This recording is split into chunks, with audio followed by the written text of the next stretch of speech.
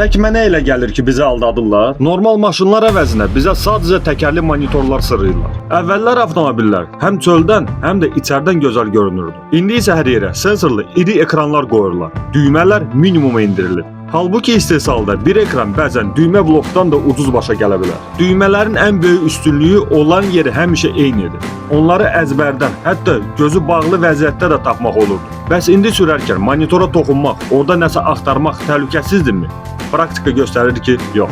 Üstəlik dizayn da artıq eyniləşib. Fərqlilik yoxdur. Porsche ilə BYD-ni artıq eyniləşmək çətinləşib. Birazdan heç mümkün olmayacaq. Hətta loqotiplərdə belə qənaət edirlər. Məsələn, əvvəllər Mercedes modellərinin hamısında kapotun üzərində ulduz var idi.